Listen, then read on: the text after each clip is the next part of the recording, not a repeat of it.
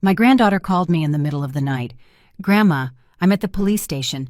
My stepfather hit me, but now he says I attacked him. They don't believe me." When I arrived at the police station, the officer at the desk turned pale and stammered, "I'm sorry. I didn't know." But before we continue, check if you're subscribed to Elderly Stories and share in the comments where you're watching from. We'd love to know how far our revenge stories reach. Around 2 in the morning, my sleep was shattered by the insistent sound of the phone. The sharp ring echoed from the nightstand. I jolted up, reached out and turned on the lamp. The yellowish light lit up the screen and the words I saw froze me inside. "My dear Sarah." A chill ran down my spine. She never calls this late. With trembling hands, I swiped to answer. "Sarah, what's wrong, honey?" I tried to keep my voice calm. On the other end, I didn't hear her usual cheerful voice, but a choked, desperate sob distorted by the echo of a large place, maybe a lobby or a public hallway. "Grandma." Her voice trembled, cut by sobs. I'm at the police station." Every word was like a blow to my head. The police station. Why was she there? "My stepfather. He touched me." Sarah broke down crying, trying to explain between hiccups. "I just defended myself, but now he says I attacked him. They believe him, Grandma. They don't believe me." A mix of rage and fear flooded my body. Edward, that man. I always knew there was something wrong with him. Just then, I heard a rough male voice near her giving orders. "Miss, you can't use the phone. Grandma, save me." Those were the last words I heard before a sharp beep cut off the call. "Sarah, Sarah!" I yelled into the dead phone, but only silence answered me. Without thinking for a second, I jumped out of bed, my hands clumsy, my head spinning. I grabbed the thick coat hanging on the chair and ran to the kitchen. I left the house without even closing the iron gate behind me. The old engine roared with a groan before launching into the icy darkness. The scene at the police station was painfully familiar. I've spent half my life in places like this, but never as the relative of a suspect. The cold neon lights, the smell of old coffee mixed with paper and disinfectant. The officer at the desk was a young guy, his face tired and inexperienced. He looked up and asked mechanically, "How can I help you, ma'am?" I had no time for formalities. I put my hands on the counter, looked him straight in the eye, and spoke with the firmness of someone who knows how to give orders. "I am Teresa Rollins. I'm here to see my granddaughter, Sarah Miller." At that moment, a man in uniform came out from the inner hallway. I recognized him immediately. Inspector Mark Duncan. When I was still on the force, he was just a rookie patrolman who looked at me with a mix of respect and admiration. Seeing me, Mark stopped. His professional expression broke into surprise and then discomfort. "Inspector Teresa, no, I didn't expect to see you here. Is your granddaughter the young woman they just brought in?" I was in no mood for pleasantries. I felt my heart burning, my voice hardened cold and precise, like when I interrogated criminals. "Where is Sarah Duncan?" He hesitated at my tone, swallowed, and pointed toward 2 rooms in front of us. My stomach clenched as I looked. 2 rooms, 2 cruelly opposite scenes. Through the glass of interrogation room, number 1, I saw my angel. Sarah was hunched over in a metal chair, small and lost. Her thin hands were handcuffed to the table. Under the white light, I could see her cheek was swollen red, with a scratch running down to her chin. Her eyes were wide, empty, filled with fear and desperation. Rage and pain rose in my throat, but my gaze shifted to the room next door. There several paramedics surrounded Edward. That bastard. Sitting comfortably, his shoulder bandaged with white gauze, barely a scratch. He was talking non-stop to another officer, his voice fake with pained victimhood playing the part of the concerned father perfectly. I got close enough to hear his words. "The girl hasn't been well lately, officer. It must have been the pressure from her studies. I just tried to go into her room to calm her down. I was afraid she might do something crazy and hurt herself. Who knew the girl would go crazy?" She grabbed something sharp from the table and stabbed me. I stared at the man through the glass. In his eyes there was no fear or pain, nothing like someone who had just been attacked. He was completely calm, calculating, and when he glanced quickly at the room where Sarah was, I saw a disgusting flash of satisfaction in his eyes. For a moment, the grandmother in me stepped aside and made way for the veteran investigator. Every detail, every gesture, every clumsy lie he told screamed at me. The instinct of someone who has spent a lifetime facing crime and deceit screamed one truth. He was lying. The slap mark on Sarah's swollen cheek was like an ink stain spreading, dragging a current of memories I had tried to bury for years. Memories of a family that was once whole, happy. I thought of Lucy, my only daughter, who used to have a smile so bright it could light up the whole room. And I thought of David, her husband, Sarah's father. He wasn't an elegant man. David was a construction worker with hands rough and hardened by cement and steel, but those same hands were incredibly gentle when they held his daughter's tiny hand. I remember perfectly how he'd come home every afternoon, clothes covered in dust, exhausted after a long day of heavy labor, but never without a smile for his wife and daughter. He would lift Sarah into his arms, let her snuggle into his neck, and laugh out loud no matter how much white dust got on her shirt. But one call from the construction site erased all those smiles. A scaffolding accident. Brief, cold, and cruel. David never came home. From that day on, Lucy's house was plunged into a terrifying silence. My daughter, once strong and cheerful, threw herself into work at a marketing firm like a moth to a flame. She left early, came back late.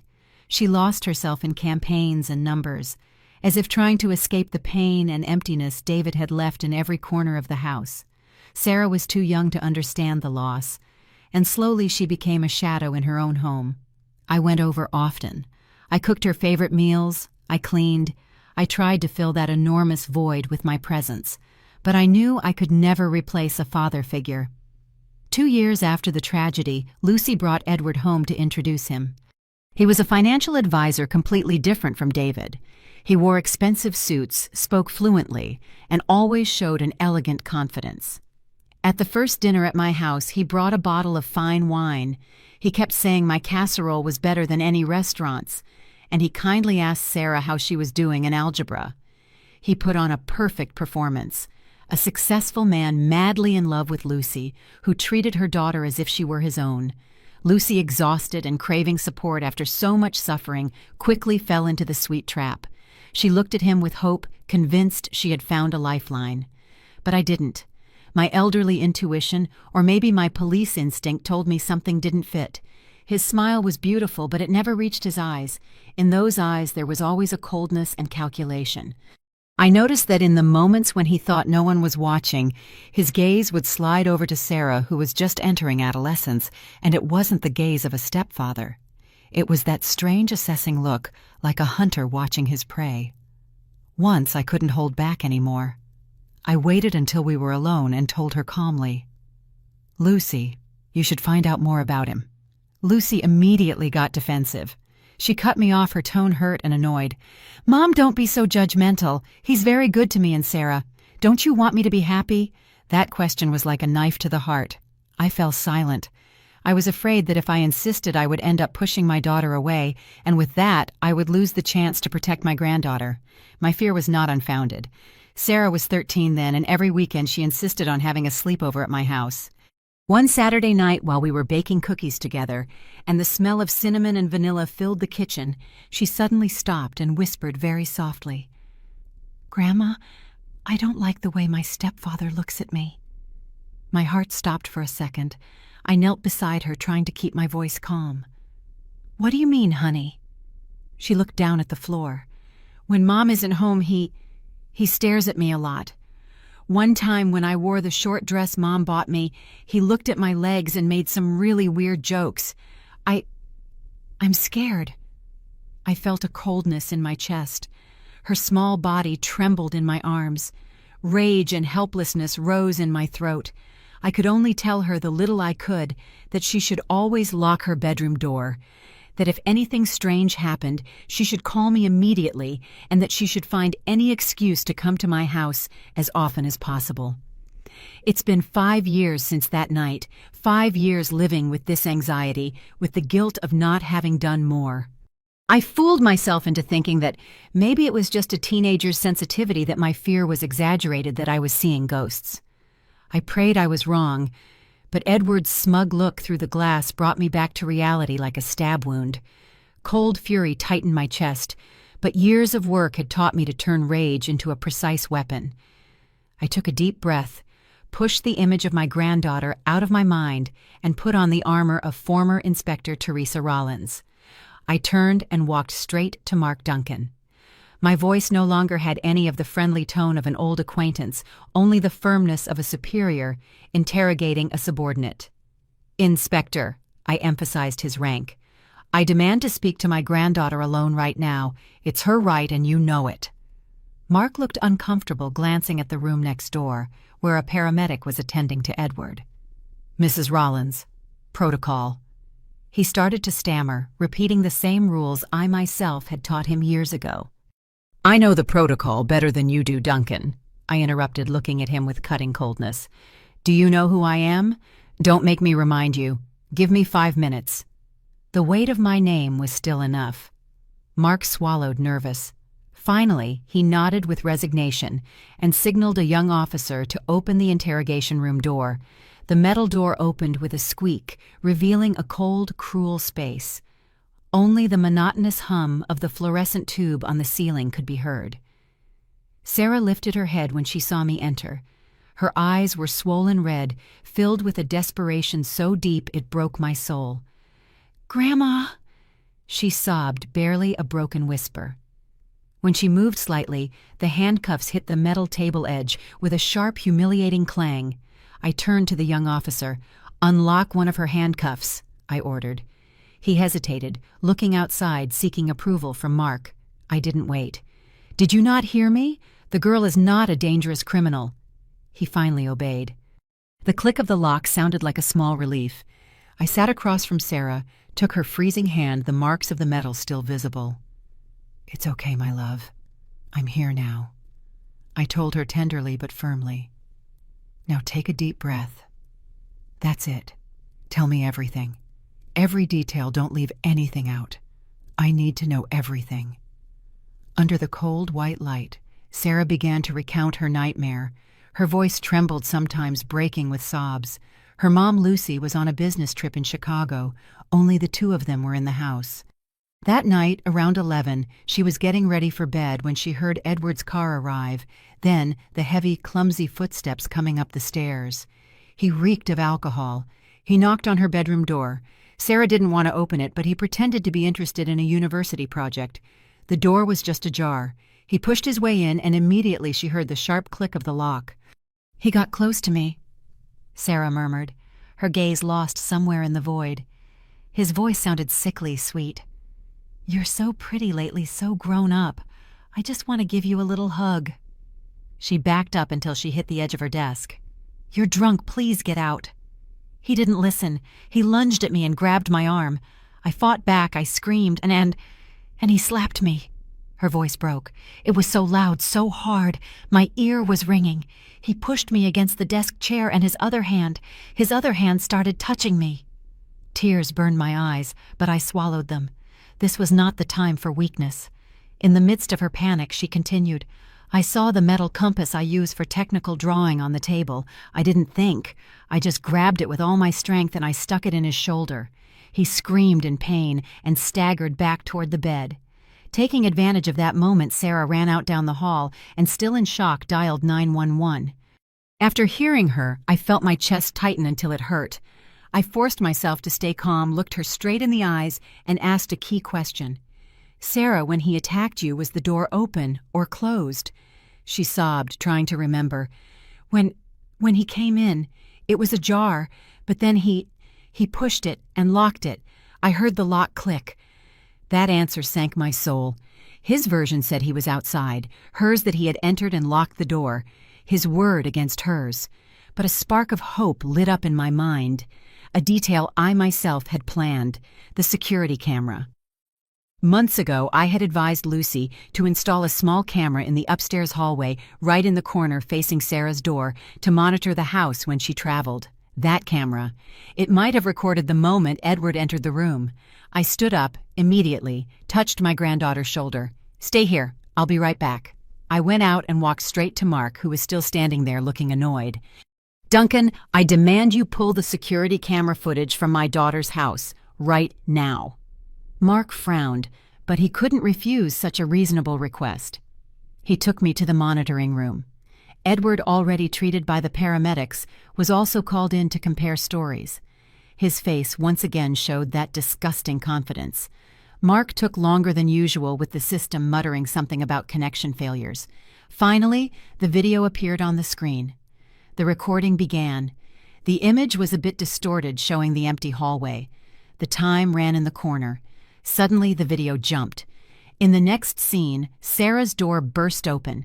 She came out with the bloody compass in her hand and stabbed it into Edward's shoulder, who was curiously right at the threshold, as if he had just arrived.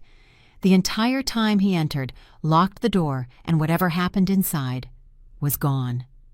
All that remained was the scene of Sarah attacking him without reason. Edward smiled a nauseating smile of triumph. He turned to the officer beside him, holding out his arms like a martyr. "There's the truth. I just walked up to ask her something, and she attacked me for no reason. See, I told you." I remained silent, but my fists inside my coat clenched so tight my knuckles turned white. A clumsily cut video. An officer with suspicious behavior, a perfect setup to blame the victim. The recording had been manipulated. I didn't suspect it. I knew it. Edward's smile was pure poison, but it was also the light that showed me the way. He and Mark thought that mangled video was the final nail, the irrefutable proof that would bury the truth. But they were wrong. They forgot something. Proof that isn't on a hard drive that can't be easily manipulated by dirty fingers. It's saved in the emergency center's archives. I turned sharply towards Mark with a look devoid of any compassion. "All right, Duncan. The video might have interference, it might be cut, but the audio doesn't." My voice echoed firmly in the suffocating silence of the room. "I want to hear the 911 call my granddaughter made." Mark's face showed a momentary flash of panic, but he quickly covered it with a false professional look. "Mrs. Rollins, that requires an official order from the DA. Procedure." "Don't talk to me about procedure anymore," I growled, taking a step toward him, forcing him to back up. "You know who I am, Duncan. You know who I have connections with. Don't make me use other methods, the kind that would make you regret coming to work tonight." My direct threat worked. The weight of the shadow of a former high-ranking inspector, his boss's old boss, made him hesitate. He looked at Edward for support, but the other man just looked down, not saying a word. Finally, Mark nodded in annoyance and ordered a technician to pull the recording. The whole room fell silent. Edward crossed his arms, visibly less confident. Sarah, who had been brought out of the interrogation room, stood behind me, trembling. The speaker hissed, and then a calm operator's voice came on. 911, what's your emergency?" And then Sarah's voice, broken, desperate between sobs. "Help! Help me, please! Someone is attacking me at 24 Hidalgo Street." But that wasn't all. The most important part was the background noise, the sounds that no trick could generate in the midst of real panic. Very clearly, Edward's voice could be heard somewhat more distant, growling with rage, like a wounded animal. "What are you doing? Drop that phone right now!" Then came the phrase that condemned him, the girl's cry, covering even her ragged breathing. "No, let go, my mom is coming." And Edward's response, every word spat out between clenched teeth, full of malice and the sick confidence of someone who feels untouchable. "Shut up, you brat. If you talk, your mother will believe you provoked me. Don't forget, she only believes me." The recording ended. The silence that followed was as heavy as a tombstone. The other officers looked at each other, uncomfortable, avoiding eye contact with Mark. His face was as pale as paper, with beads of sweat on his forehead. There it was, the irrefutable proof, the demon's confession. But I underestimated Edward's audacity. He didn't flinch.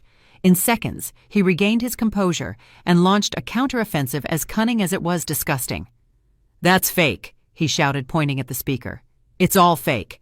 Do you know, Sarah studies information technology. She's doing a research project on voice AI, audio deepfake. She can create any sound, imitate any voice she wants. She clearly prepared this setup to destroy me." His nerve left me speechless. He turned to Sarah, who remained motionless, her eyes wide with confusion. "Tell them, Sarah, aren't you working on an audio deepfake project? Tell them all." Sarah stammered, desperate, looking from side to side. Yes, I study that technology. It's part of a class, but I swear I would never do something so dirty. Her innocent confession, while partly true, became a weapon in the hands of the guilty. It planted a seed of doubt in the minds of everyone present, a brilliant tech student resentful of her stepfather. That argument sounded reasonable to those looking for an easy way out. Mark seized the opportunity instantly, as if he'd found a life raft. He nodded with a professional air. That's right, this technology is very complex. We cannot consider this valid proof until it undergoes a deep analysis by specialists. This will take a long time. I understood immediately. He was buying time, trying to cover for Edward. He was turning the truth into a tangled mess to smother the case. At that moment, the monitoring room door burst open. My daughter Lucy ran in. She looked exhausted, her hair disheveled and her face gaunt with worry after the night flight. She had come straight from the airport. Edward, like a first-class actor, changed his expression immediately. He ran to her, playing the perfect martyr. He hugged her and showed her the bandage on his shoulder. "Look, she stabbed me. I swear I just wanted to go in and see how she was. I didn't think—" His voice broke, leaving the sentence unfinished. Lucy froze. Her eyes went from her fiancé's pained face to her trembling daughter, with her wrists marked by the cuffs, and then to my face, cold as marble. The exhaustion from the trip, the emotional shock, and above all the blind faith she had placed in Edward for so many years combined to give her a cruel conclusion. She looked at me, and in her eyes there was no longer concern but reproach. Then she looked at Sarah with an expression I will never forget, a look of pure disappointment. "Sarah never liked him," Lucy said, her voice trembling but firm. "Mom, what if she really did make it all up to ruin my happiness?" Sarah's choked sob sounded more painful than any scream. She hung her head, her shoulders shaking. Broken, completely broken.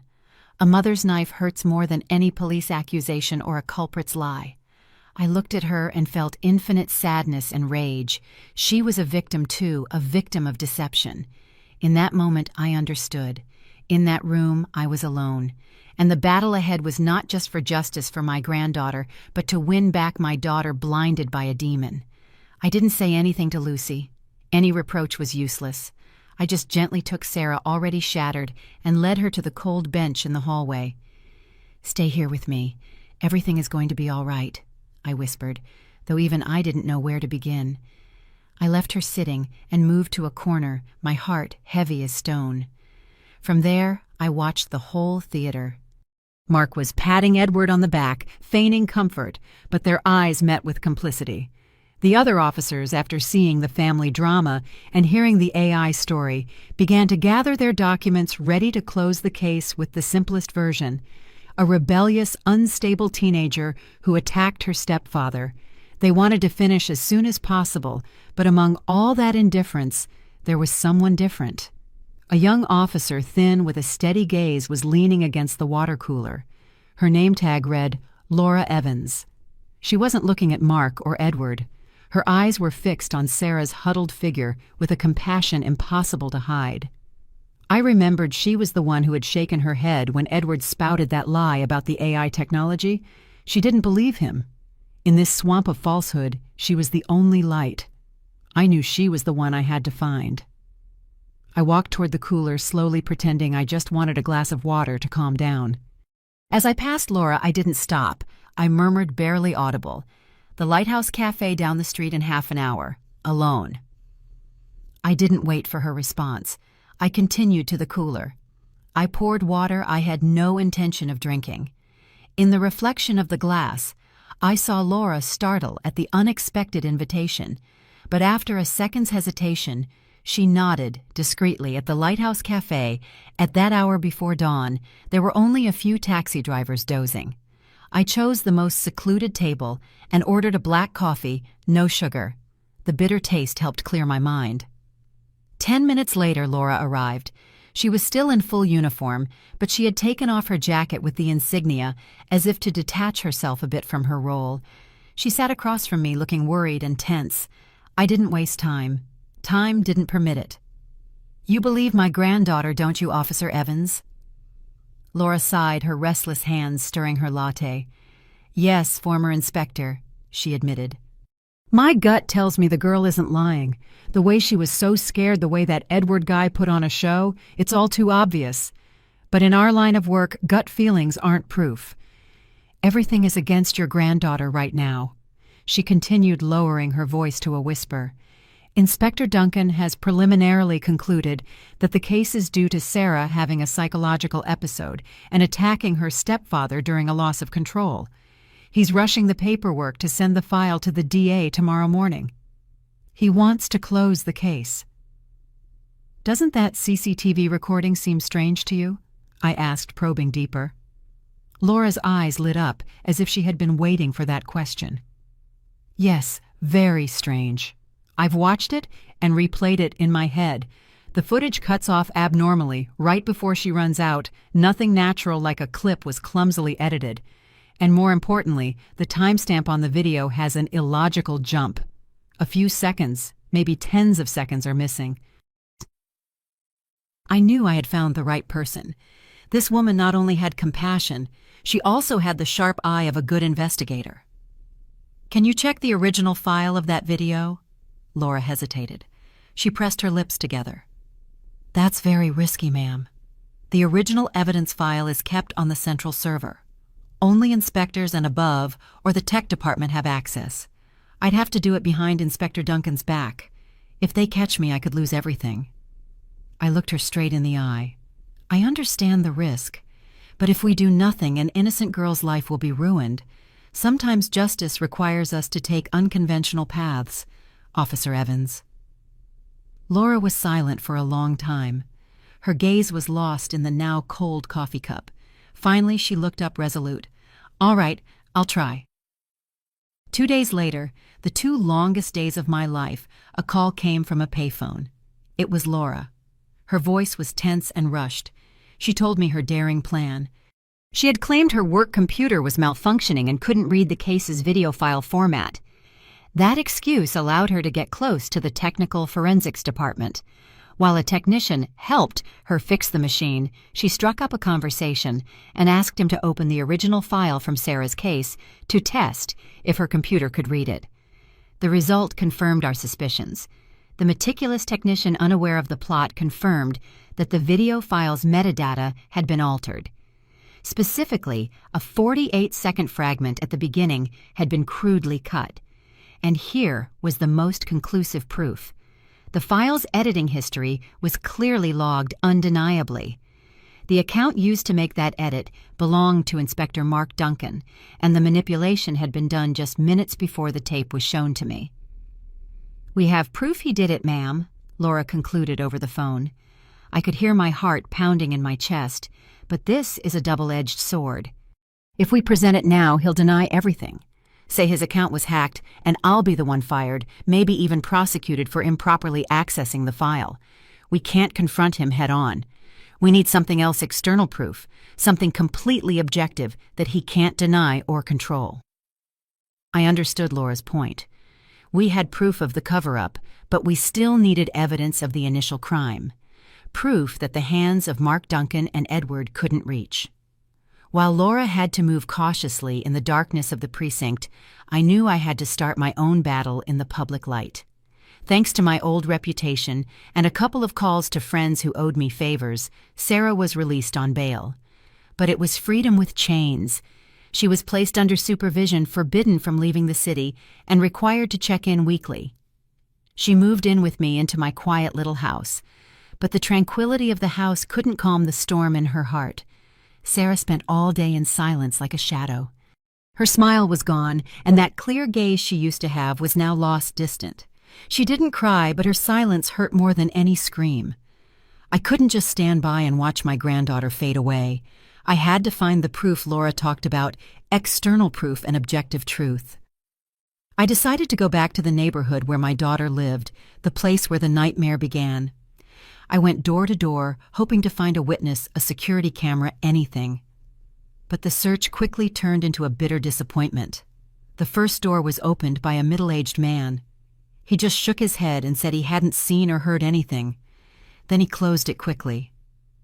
At the second house, a young woman, as soon as she heard the words, "police," and Edward slammed the door in my face as if I were a disease. Some people were kind, offering me a glass of water. They listened to my story with pity in their eyes, but when I asked if they'd be willing to testify, they all refused. They were afraid of Edward, afraid of the trouble he could cause. They chose the safety of silence. As the sun began to set in the west, painting the roofs red, I was about to give up. I stood in front of the last house directly across from Lucy's, my heart full of helplessness. I took a deep breath and rang the bell. The person who opened it was an older woman, her hair completely white and neatly tied back, a kind face with sweet wrinkles around her eyes. Mrs. Peterson. I remembered seeing her a few times when I visited my daughter. She recognized me immediately. "Mrs. Rollins, please come in. You look so tired." She ushered me into her warm living room and made me a cup of chamomile tea that smelled delicious. Without me saying anything, she spoke first, her voice full of compassion. "I heard what happened with little Sarah. It's terrible. I'm very fond of her. She's a good girl. And to be honest, I never liked that Edward fellow. He seems as slippery as an eel." Her words were like warm water on my frozen heart. I told her the whole situation, hiding nothing, and asked if she had any cameras or had seen anything strange the night of the incident. Mrs. Peterson shook her head sadly. "Oh, what a shame. My house camera broke last week, and my husband still hasn't called the technician." I felt my spirits plummet. The last hope was fading. I took a sip of tea, but the bitterness inside me was much stronger. Then Mrs. Peterson narrowed her eyes as if trying to remember something. "Oh, wait." She lightly tapped her forehead. "It wasn't that night. It was a few days before. Last week my husband and I were arguing about the new roof. He wanted red shingles, and I preferred gray, like the ones on Lucy's house. To prove my point, I recorded a short video of her roof with my cell phone to show him. I remember it was a weekday, and only Edward and Sarah were there. Do you want to see it? It probably won't help much, but..." And a spark of hope, however small. It was worth a shot. "Yes, please. May I see it?" Mrs. Peterson fumbled in her purse, took out her phone, and after a few seconds passed it to me. "Here it is." The video started. The image trembled with an unsteady hand. At first, it only showed a piece of blue sky and the gray shingles in the foreground. I almost sighed with disappointment. Just as she said, it didn't seem useful. But then, as the camera panned down a bit to show the whole roof, something was reflected in the second-floor window of Lucy's house, the window of Sarah's room. My heart started to pound. The image wasn't clear. It was distorted by the reflection, but you could make it out. Sarah was on the small balcony outside her room, watering the bougainvillea she loved so much. And then Edward came out of the room. In the reflection, I saw him stand behind her, too close, invading her space. He leaned in and whispered something in her ear. His hand didn't rest on her shoulder in an affectionate, fatherly way. It slid slowly down her arm, a gesture loaded with possession and malice. And then I clearly saw Sarah's reaction through the glass. She froze. Her shoulders tensed defensively. She tried to pull away, but Edward's hand gripped her arm tightly. The girl's entire body, even as a blurry, reflected image, screamed fear and silent resistance. My hand was shaking, holding the phone. This was it. This was the proof Laura said we needed.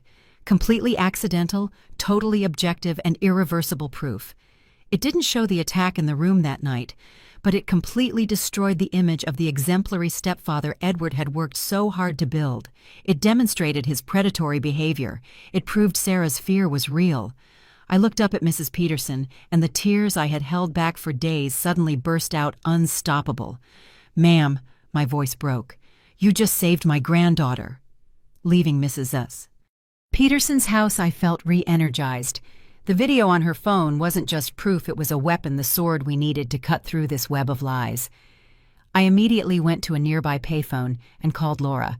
I didn't dare use my own phone just in case. "I have it," I said as soon as Laura answered, my voice trembling with emotion. "A video. Not directly, but enough to prove he's a predator." There was a second of silence on the other end. I heard Laura's relieved sigh. "Don't send it over the internet, please. Don't tell anyone else. We need to meet." We couldn't meet at the city police station. That place was a trap now. A cafe wasn't safe either. In the end, we decided to meet at a neutral, safer place. The office of a lawyer I trusted completely, an old friend named Richard Vaughn. Richard wasn't just a good lawyer. He was a man of integrity, the kind I knew would never turn his back on justice. I called him, and without hesitation, he agreed to help us pro bono. In Richard's office, under a warm light and surrounded by piles of legal files, we laid out all our cards.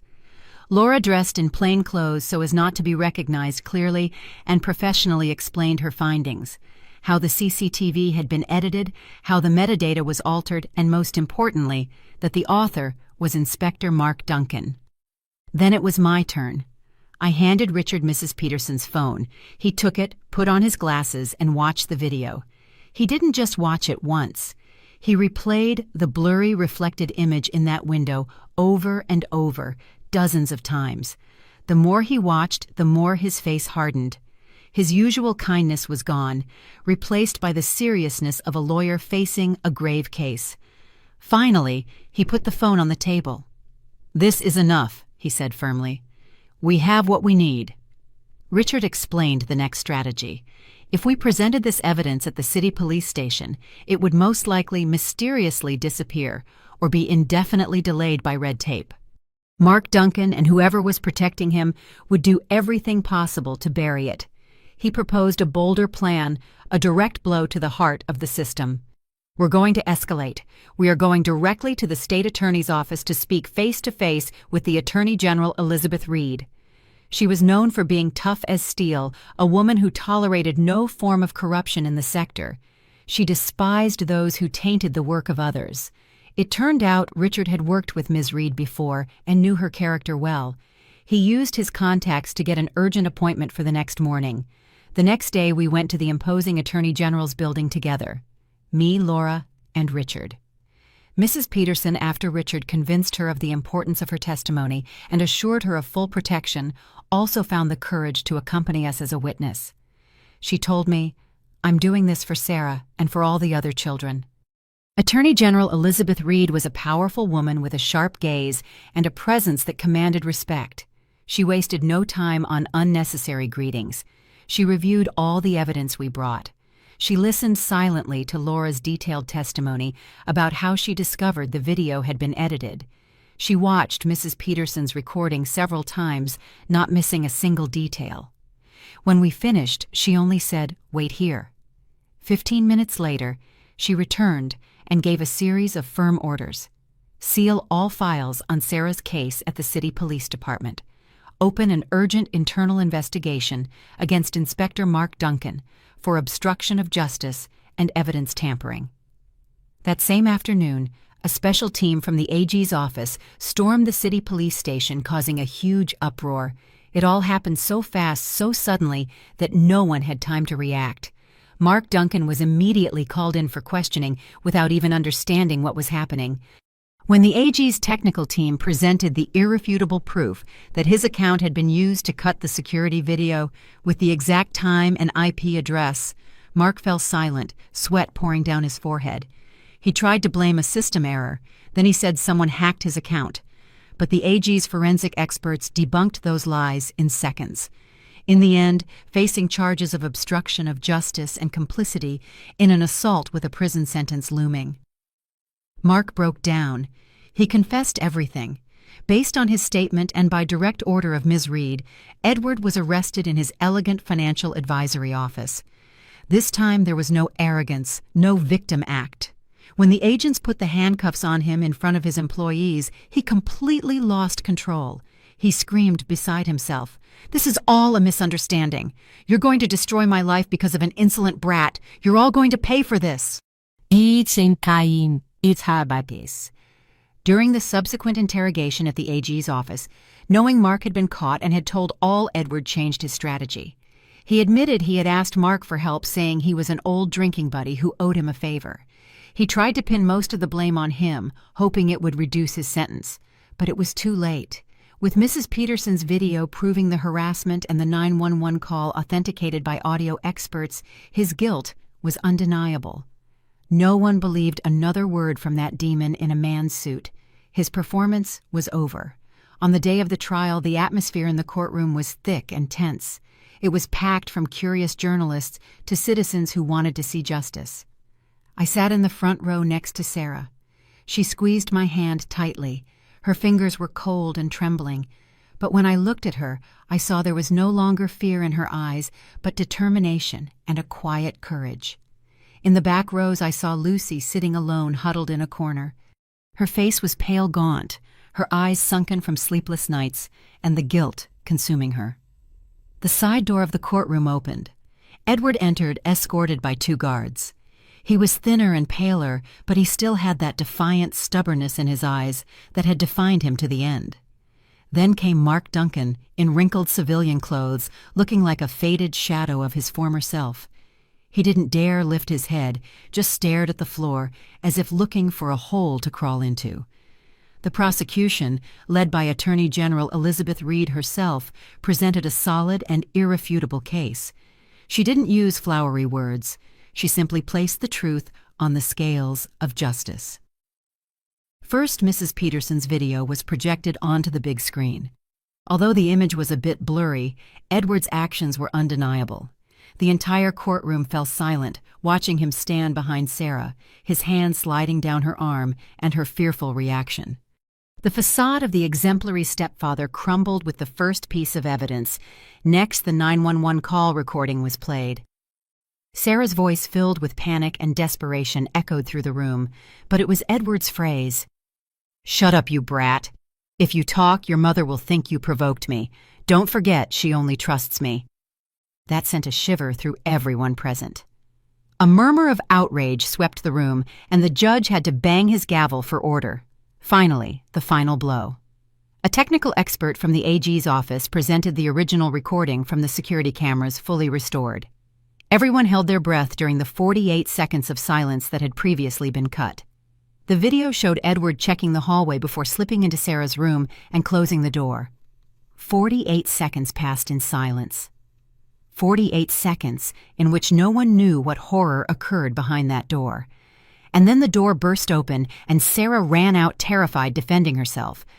Those 48 seconds were the deadly void, the most damning proof of Sarah's truth and Edward's lie. During questioning, Edward continued to deny everything. He repeated over and over that it was just an exaggerated show of affection from a concerned stepfather, that Sarah had misinterpreted his intentions. He acted as if he were the victim of a tragedy, but no one believed him. Mark Duncan, however, when called, confessed to all his actions, begging for leniency. His voice was weak, without the slightest trace of the formerly proud inspector. He admitted to manipulating the recording and directing the investigation to favor Edward. When the trial was about to end, the judge asked if I wanted to speak as the victim's guardian. I stood up. I didn't look at Edward, because to me, he was nothing more than a demon unworthy of my attention. My gaze turned to Mark Duncan. "I know you, Duncan," I said, my voice firm in the silence.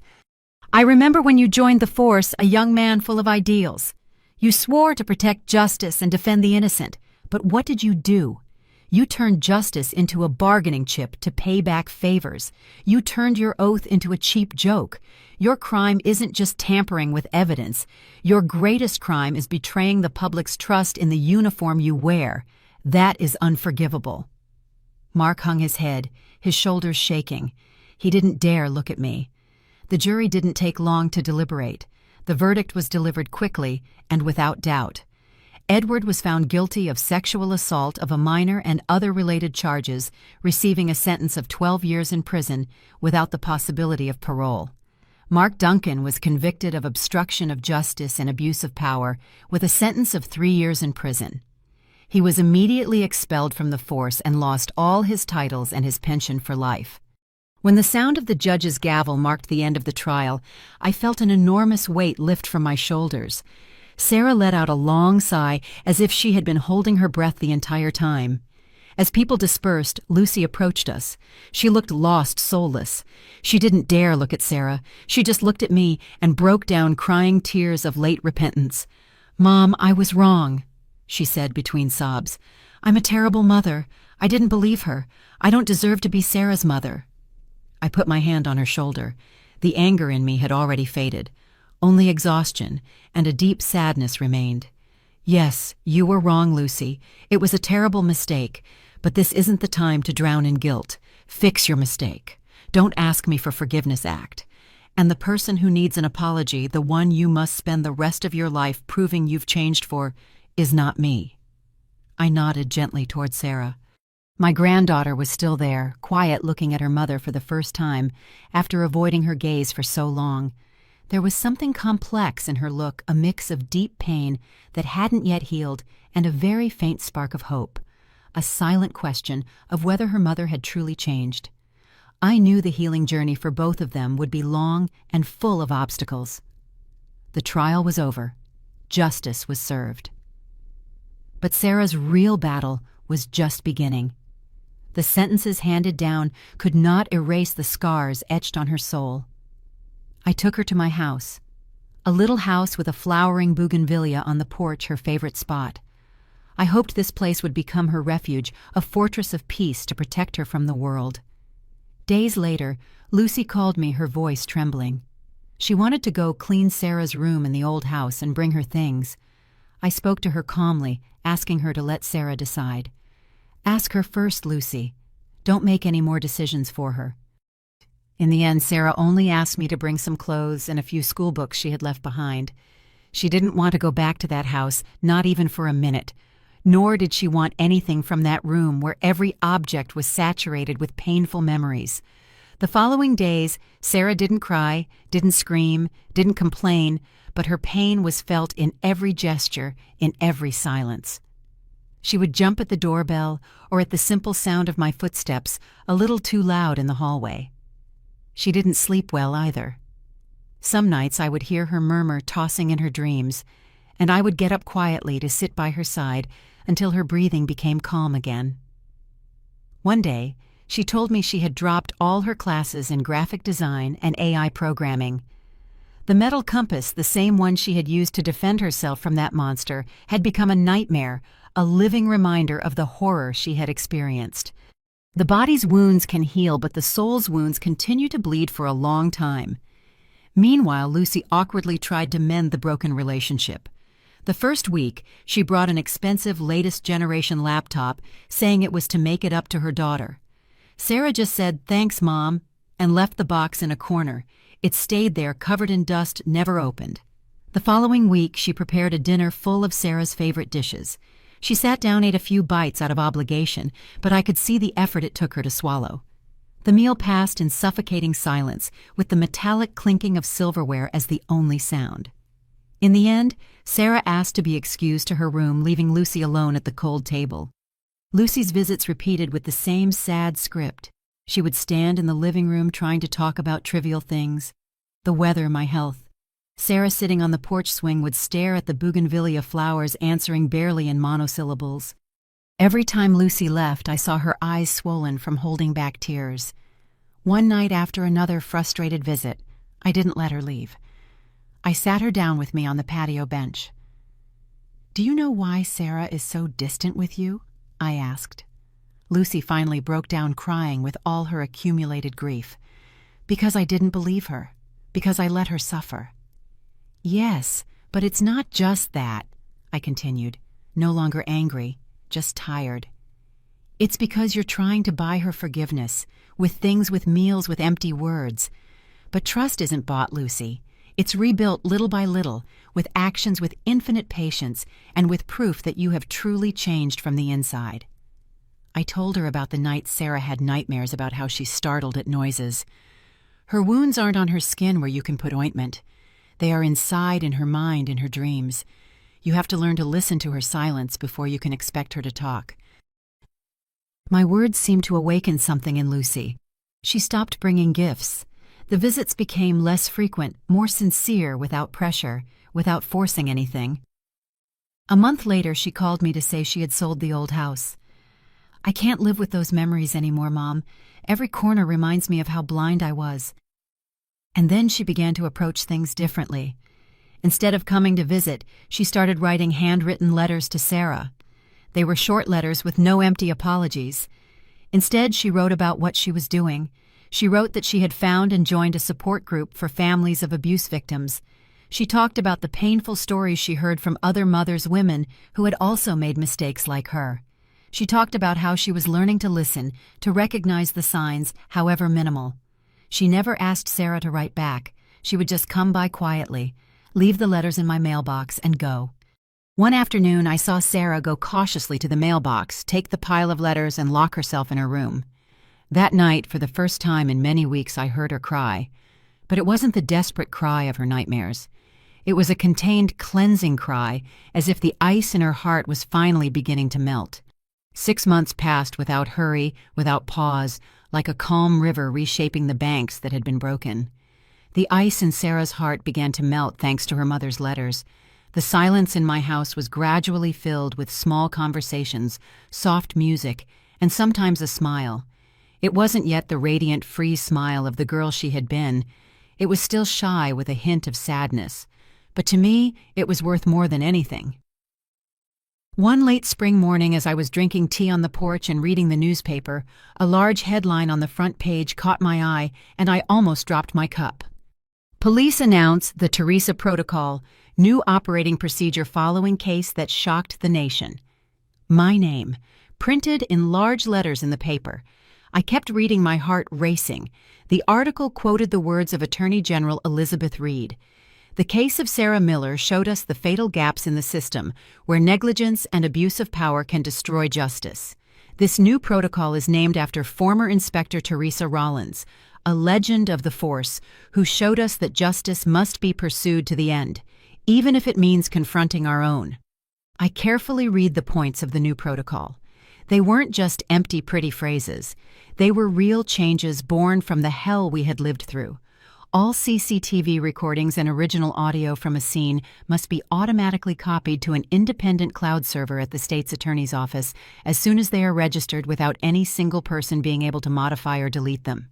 The victim or their legal representative has the right to request a third-party analysis of digital evidence. And most importantly, all complaints of police misconduct during an investigation will be handled by an independent unit from the AG's office, not by the police's own internal affairs division investigating themselves. Tears ran slowly down my cheeks. They weren't tears of pride, but of relief. Our fight not only brought justice for Sarah, it also left a legacy, a shield to protect other victims in the future. Shortly after, Laura Evans called me. Her voice was full of enthusiasm. She joyfully told me she had been promoted to lieutenant and would now lead a new specialized team for sensitive cases involving women and children. I learned from you that sometimes the uniform only makes sense when we dare to side with the most vulnerable, ma'am, she told me sincerely. Thank you for teaching me that. New seeds of life were sprouting from the ashes of the system. Lucy was now a key volunteer at the Victim Support Center she had once attended. She no longer just answered calls. She also dared to give talks sharing her own story of error. She helped other parents recognize the signs, however small, when their children were being abused, and taught them the hard lesson she had to pay to learn, the lesson about blind trust. And Sarah, my dear granddaughter, she had received her acceptance letter to the State University Law School. One night she sat next to me and said firmly, "Grandma, I want to be a prosecutor, like Ms. Elizabeth Reed. I want to use the law to protect people who can't raise their own voice." On Sarah's first day of classes, Lucy showed up. She didn't come alone. In her hands she held a small pot with a little bougainvillea, its pink and purple flowers just beginning to open. "I know you don't want to go back to the old house," Lucy said, her voice trembling with emotion and fear. "But this bougainvillea, your father David and I planted it a long time ago. I took a cutting. I want you to take a beautiful part of his memory with you on this new path." Sarah was silent. She stared at the pot and then looked up at her mother. There was still pain in her eyes, but the wall of ice seemed to have melted. For the first time in 6 months, she took a step forward and hugged her mother. It was a brief hug, still somewhat awkward and distant, but it was enough to break the silence and the void that had separated mother and daughter for half a year. I watched the scene from afar, my heart relieved. The wound was still there deep, and perhaps it would never fully heal. But a new life was beginning to sprout. That afternoon, after coming back from the university, Sarah and I sat on the porch again as usual. She was focused reading a thick law book. Suddenly she lifted her head, looked at me, and smiled. This time it was a real, complete, radiant smile that reached all the way to her eyes. "Grandma," she said clearly, "thank you for everything." I didn't say anything, just squeezed her hand, a hand that no longer trembled. Outside, the bougainvillea on the roof was blooming bright under the warm afternoon sun. The battle was over, and a new stage, a new chapter of life was about to begin. The story you just heard has had names and places changed to protect the identity of those involved. We don't tell this to judge, but in the hope that someone will listen and stop to reflect. How many mothers are suffering in silence inside their own homes? I truly wonder, if you were in my place, what would you do? Would you choose to stay silent to keep the peace, or would you have the courage to face it all and reclaim your voice? I want to know your opinion, because every story can be a candle that lights the way for someone else. God always blesses, and I am sure that courage will lead us to better days. For now, on the end screen, I'll leave 2 of the channel's most beloved stories. I think they will surprise you. Thank you for staying with me until this moment.